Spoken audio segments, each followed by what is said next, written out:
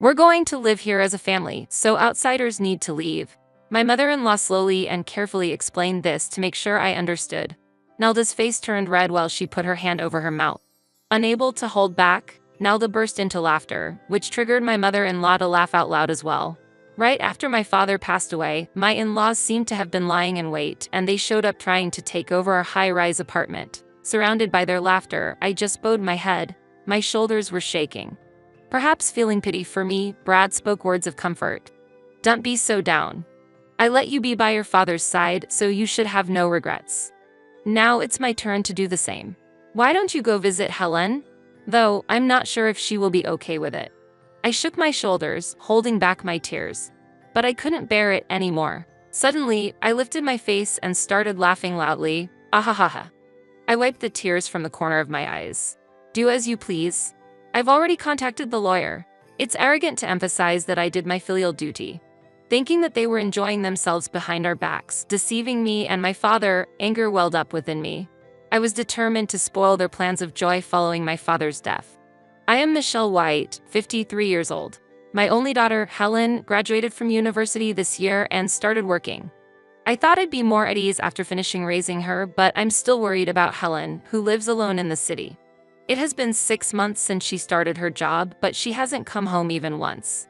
I wonder if Helen is eating properly, I blurted out during dinner with my husband.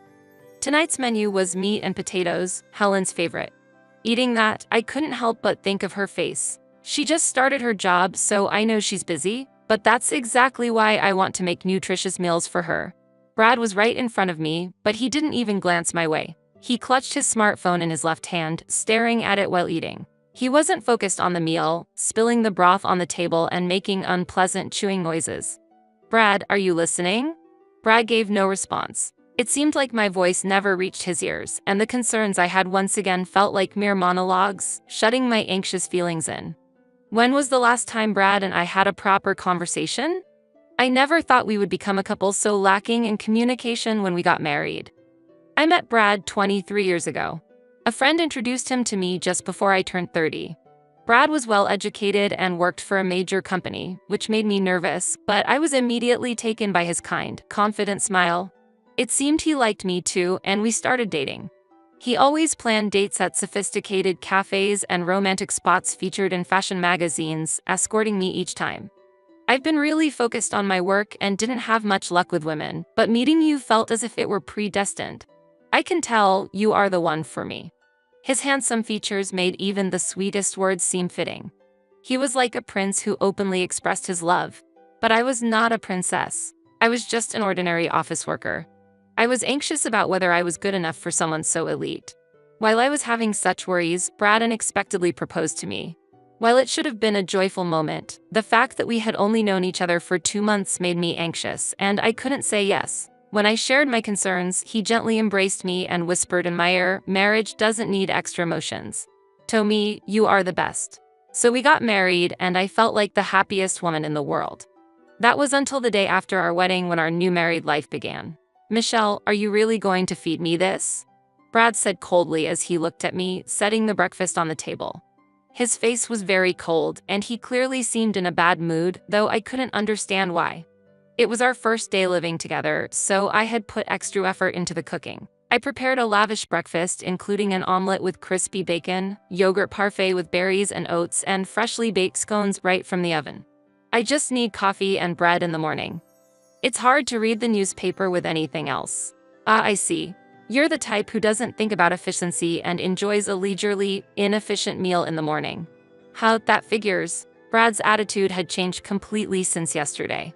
I was so surprised by his words that I was left speechless. He stared at my shocked face. "That foolish look on your face, I like it," he said with a grin. However, he left the house without touching the breakfast. Left alone with the untouched meal, I had no choice but to stand there. I had planned to take the day off work to tidy up the house, but I was so shocked by his words that I couldn't move, neither physically nor emotionally. Around 9 a.m., the doorbell rang. When I opened the door, my mother and sister-in-law Nelda entered the room without a greeting. Michelle, it seems you tried to impress Brad with your cooking this morning, but that was futile. Brad is not a simple man who can be manipulated with food," my mother-in-law continued without pausing for breath. Brad always eats bread at home and goes to work as usual. It's unfortunate for him, especially so early in the marriage. Nelda grimaced as if enjoying the situation. It seemed Brad had stopped by his parents' house before going to work this morning. A minor misunderstanding between us had been exposed to his family, and I felt embarrassed. Nelda looked around the room and sighed dramatically. Mom, look, there are still moving boxes in the corner of the room. Michelle is really sloppy, isn't she? Oh, I was just about to clean those up, I replied desperately, but my mother-in-law immediately dismissed it. No excuses. Look, you're just an ordinary office worker who is all talk and no action. You're not a good match for Brad, not at all. You should be grateful that he accepted someone like you. My mother-in-law sat down. Now, make some tea. You should at least be able to serve tea without being told, she hurried me. I quickly made the tea and offered it to them. After taking a sip, my mother-in-law snorted with laughter. This is terrible. The tea is too weak. For someone who works as an office worker serving tea, this is quite poor. Both my mother-in-law and Nelda slurped their scalding tea noisily. I wonder if Brad is truly satisfied with such a girl. Well, maybe that's just what you get from a daughter-in-law. Brad does like you, Michelle. Despite their insinuating comments, I couldn't find the courage to speak up in front of my husband's family. Nelda lived at home. She was single and surrounded herself with idle merchandise. She wasn't even a regular office worker like me, and she even recently quit her part-time job at a supermarket. Despite being hurt by her remarks, I had no room to argue. I had hoped for a sweet newlywed life, but my husband scorned me, and my mother-in-law and Nelda often made snide remarks. This was not the life I had hoped for. I couldn't consider divorce right after getting married. Half a year later, while I was troubled, I became pregnant and eventually gave birth to Helen. The blatant nastiness from my in-laws decreased. It wasn't because they were too cruel to berate a mother in front of a young child. Rather, it was because Nelda became obsessed with the popular Korean wave. My mother-in-law also became busy with watching TV dramas from morning to night and going on pilgrimages to drama sites together. As a result, they showed less interest in me and my daughter.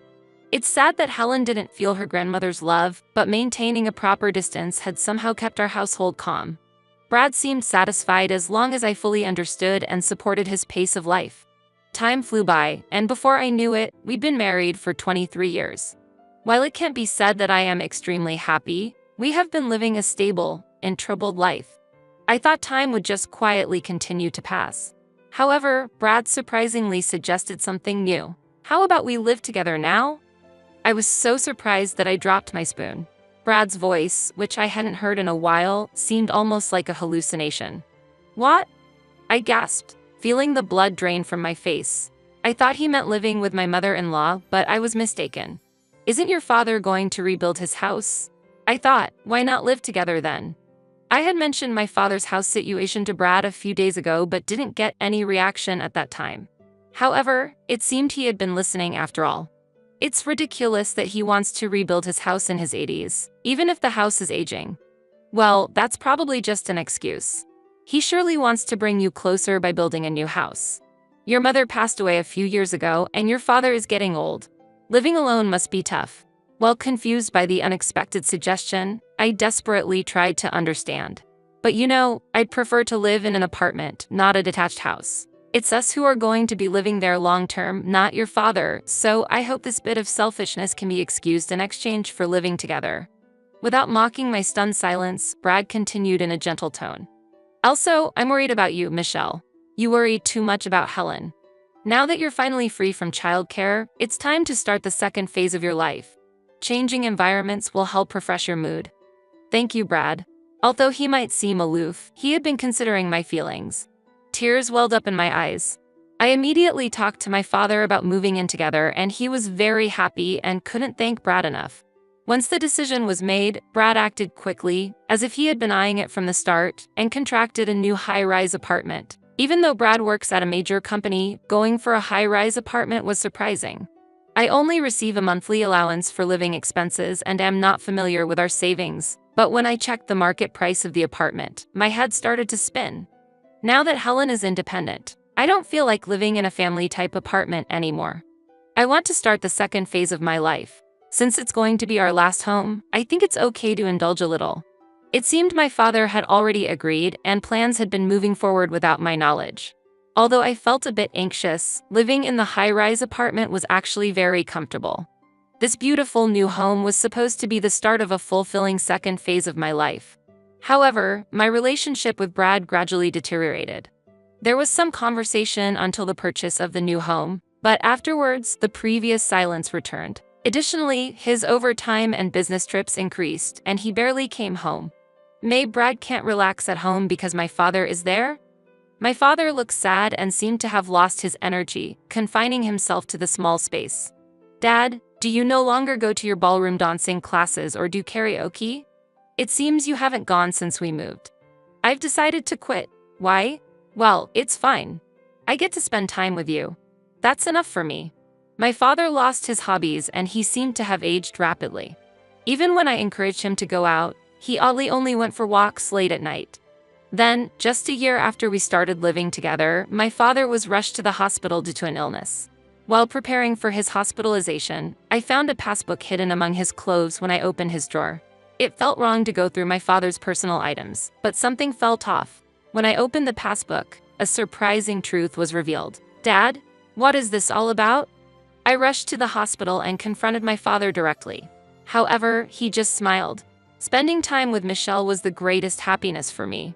I'm grateful to Brad for that. But actually, there's something about him. My father's words shocked me, and I couldn't hide my disturbance. Quietly, my father took my hand in his. And a few days later, my father passed away quietly. When I contacted Brad, he responded with a bright tone. Oh, that was quicker than I thought. Afterwards, a disaster that seemed to cut through my grief struck. As I was looking for a photo for the memorial service at home, the front door opened. I thought it was Brad returning, but I heard several footsteps. Can we put these boxes here? The newcomers were movers, carrying cardboard boxes. Behind them appeared my mother-in-law. Oh, Michelle, you're here too? Nelda and Brad were with her. As box after box was brought in, I asked in astonishment, what are these boxes for? Can't you see? A tea-serving office lady seems to lack insight. Nelda and I are moving in. My mother-in-law answered nonchalantly. She and Nelda exchanged glances and laughed together. Nelda added pointedly, we express our condolences. Yes, our condolences. Now, could you please leave? As I stood bewildered, Brad, who had been silent, suddenly laughed. Michelle doesn't get it, explain it to her in simpler terms. Then, my mother-in-law began to explain slowly. We're going to live here as a family, so outsiders need to leave. She slowly and carefully explained this to make sure I understood. Nelda's face turned red while she put her hand over her mouth. Unable to hold back, Nelda burst into laughter, which triggered my mother-in-law to laugh out loud as well. Now that the troublesome old man is gone, this house belongs to us. Their laughter echoed through the home that had once promised a new chapter in my life, now turning into a scene of betrayal and loss. Surrounded by the laughter of my mother-in-law and her company, I bowed my head as my shoulders were shaking. Perhaps feeling pity for me, Brad offered some words of comfort. Don't be so down. I let you be by your father's side, so you should have no regrets. Now it's my turn to do the same. Why don't you go visit Helen? Though, I'm not sure if she will be okay with it. I was shaking, holding back tears, but I couldn't bear it anymore. Suddenly, I lifted my face and started laughing loudly. Ahahaha. I wiped the tears from the corners of my eyes. Please do as you like. I've already contacted a lawyer. Brad and the others twisted their faces in surprise. Has she gone mad? How creepy. Ignoring their reactions, I left the house. Their presumption of doing me a favor by allowing me to fulfill my filial duties was offensive. Thinking that they had been enjoying themselves behind our backs, deceiving both me and my father, anger welled up within me. I was determined to spoil their plans of joy following my father's death. For the time being, I put them aside and made sure my father's funeral went smoothly without any disturbances. Of course, none of Brad's family attended. After successfully sending off my father, my revenge began. I did not return home but stayed in a business hotel. Then, on the following Sunday, I went back to the high-rise apartment, my resolve firm. Using the keys I had, I unlocked the entrance and led many relatives into the apartment. Nelda, dressed in casual home clothes, let out a shriek of surprise. Yikes, was her ugly cry. Brad and my mother-in-law frowned in astonishment. The relatives I brought with me quickly began packing items from the room into boxes. I'm here to organize some belongings, I announced as I entered. Initially, my mother-in-law responded with a nod, but her demeanor quickly changed, snapping, "Why suddenly? This is absurd. It's absurd? But you and Nelda moved in here suddenly without a word to me, didn't you?" I retorted. While my mother-in-law and Nelda were both angered and shaken, Brad quickly caught on. "Hey, don't touch our things," he shouted at the relatives who had begun to pack not just my personal items but also the furniture and appliances. Temporarily confused, my relatives halted their packing, but I urged them to continue. "Don't worry, these are my belongings, please take them to the new house. And their stuff to the storage unit," I directed them. My relatives nodded and continued to pack everything in the room. "What are you doing without permission?" Brad exclaimed. "Without permission? Isn't that exactly what you did?" I snapped back. As my relatives moved back and forth, a man in a suit appeared. "This gentleman is here from a real estate agency to appraise the property today." I introduced him. "Appraisal?" Brad reacted in shock, too bewildered even to accept the business card offered to him. "Yes, can't you see? Think about it a little, Brad. I'm planning to put this apartment on the market." Brad, my mother-in-law, and Nelda were all wide-eyed with surprise. Unable to hold back, I laughed aloud at their dumbfounded expressions. "Why are you surprised? This house was purchased by my father and you all have no right to live here." Meanwhile, my mother-in-law, in a panic, insisted, "What do you mean? Wasn't it just that Michelle's father helped with the down payment?" Pressing Brad for answers. It seemed she was under the misconception that my father had only contributed a small amount of money. Brad remained silent. As the room quieted down, I explained the situation. I truly appreciated Brad suggesting that we live with my father, but it turns out he was just after my father's assets. In reality, Brad had persuaded my father to buy the apartment without my knowledge, and that was the hidden condition of our cohabitation. My father had exhausted his savings to purchase the apartment. What's the problem? It's smarter for us to buy the apartment than for an elderly person to rebuild a house unnecessarily. It's a wise investment. In the end, Michelle did her filial duty, so no complaints are needed. Indeed. I am thankful for the time I spent with my father. See, Brad's confidence was revolting. Remembering my father's bank account pained me. Initially, it was emptied for the apartment purchase, and thereafter, as soon as the pension came in, it was immediately withdrawn. My father's decreased enjoyment of his hobbies was because he no longer had the financial freedom. Not only the savings, but you were also withdrawing the pension as living expenses. How greedy can you get? Unable to bear my direct gaze, Brad looked away. However, now I'm glad that my father bought this place. As his only daughter, I inherit this home and can put it on the market right away. It would have been troublesome if you had contributed even $10,000 to make it a joint ownership. So, what was that about outsiders should leave? Don't make me laugh. You're the ones who need to leave this house. To cover Brad's embarrassed face, my mother-in-law stepped forward. Yes, sorry. It was really wrong of us. My son has caused trouble. Is that enough? We're sorry for using your beloved father-in-law's money. But he's passed away. Why blame Brad for something a deceased person was involved in? Michelle, you really are persistent. My mother-in-law had completely shifted gears, realizing the direness of the situation while Nelda approached me. Who said you are an outsider? Stop this ridiculous joke. We are family. We came because we thought you'd be lonely after your father-in-law's death. Why don't we live together nicely? The audacity of them acting like family after trying to drive me out was beyond infuriating. I don't even feel angry anymore. Brad, what do you think? Am I an outsider? Are you thinking of divorce? Brad answered in almost an inaudible voice. No, I'm not planning to divorce. I love only you, Michelle, so please don't say anything about selling the house. The Brad who had once looked down on me was no longer there. Seeing Brad hang his head in shame, I couldn't understand why I had ever been accommodating to him. You love me? That's clearly a lie. After all, you're just after the house I inherited, I said provocatively. No, I truly love you, Brad retorted. Stop it, you're making me sick. How dare you say those words after having an affair? That's shameless. At that moment, I confronted him with several photos. They were pictures of Brad entering a hotel with another woman, looking intimate. Brad had no room for denial. What is this? He stammered. These are pictures I got from Dad, I informed him. From that old fool. Brad hadn't been coming home and was just demanding money. Dad was suspicious all along. I was shocked because I hadn't doubted you. When you spend a lot of time with someone, you don't notice the abnormalities. I don't know how long you've been cheating, but I feel like all the time I spent with you was wasted. It really hurts. My father, unfamiliar with using his mobile phone's camera, had taken several photos of Brad's infidelity. He had debated whether to tell me, but had collected evidence during his supposed night walks. Just before he died, he told me about the infidelity along with the financial issues. "Let's get a divorce," I initiated. "But Michelle," Brad tried to interject, but I cut him off. "Do you think you have a choice?" Brad clenched his teeth. My mother-in-law clung to Brad's arm, whispering accusations. "This isn't what we planned. We thought Michelle was just a simple office lady that we could easily manipulate." Confirming that I was chosen as a marital partner as merely a housekeeper and understanding why Brad's attitude cooled after the marriage. It turned out that the father of the so-called housekeeper was financially well off, seen as useful, and exploited similarly. An office lady should be obedient. "Why are you resisting?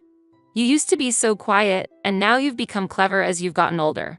This is marital fraud." Brad was deceived. My mother-in-law cried as she clung to Brad. It pained me to corner a crying mother-in-law, but I couldn't remain silent any longer. "You keep mocking me as just an office lady, but isn't that all in the past?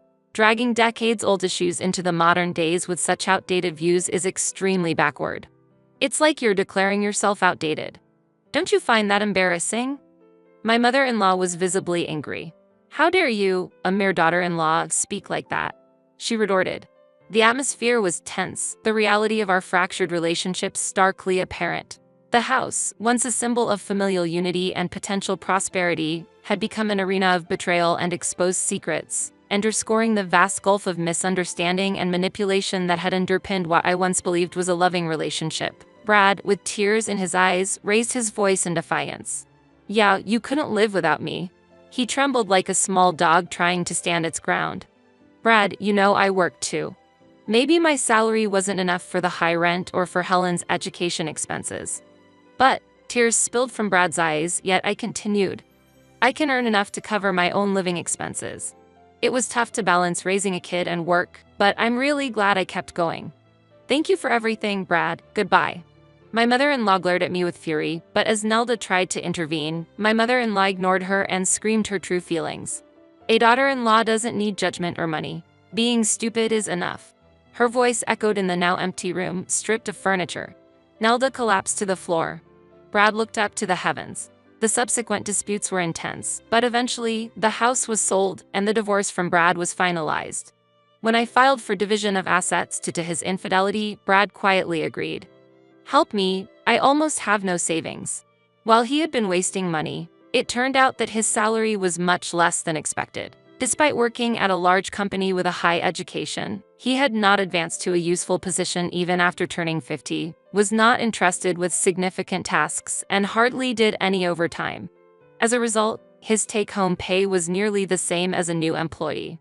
Of course, his claims of being away on business or working overtime were lies. He was actually having an affair. That's why he broke down whenever we talked about money. What exactly had Brad been doing at his job? The thought that he might have been doing nothing more than making copies and serving tea was almost laughable. I made sure to receive a substantial amount in division of assets from Brad without mercy.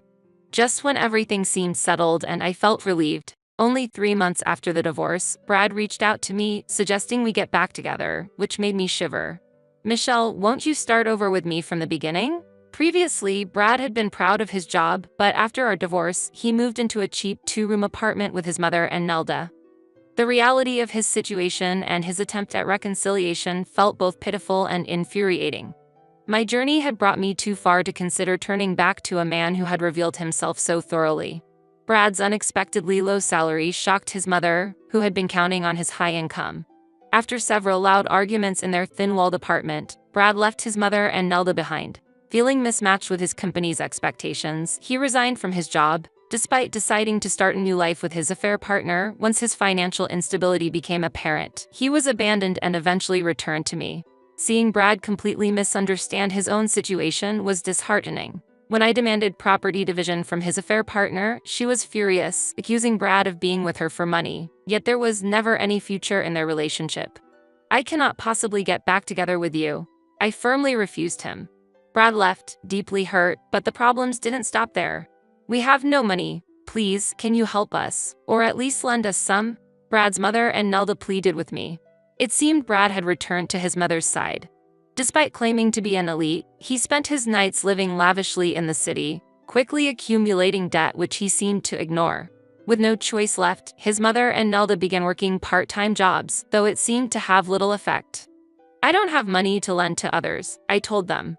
In a normal family, I might have considered helping them in times of trouble, but they had unmistakably treated me as an outsider. I had spent too long playing the role of the good daughter-in-law. Since the divorce, I've relished a life without obligations to anyone. Moreover, my small apartment, where I now live alone, isn't lonely because Helen frequently visits. It's a stark contrast to a home with a grandiose father and a somber mother. Mom, you've really changed, Helen noted. Yes, perhaps Grandpa protected me in his way, giving me the courage to change, I said as I handed her freshly made meat and potatoes, her eyes lighting up with joy. I'm so happy. I love your meat and potatoes. Helen savored a bite, her eyes narrowing in contentment. This new chapter of my life, free from the shadows of manipulation and deceit, filled me with a profound sense of peace and autonomy. The sense of happiness that comes from being cherished by someone fills my heart, even giving me a sense of purpose in life.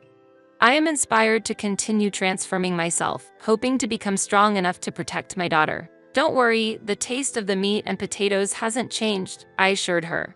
Helen tilted her head, puzzled, but seemed relieved. I hope for these peaceful moments to last forever, a sanctuary of love and tranquility where we can both thrive, free from the tumult of the past.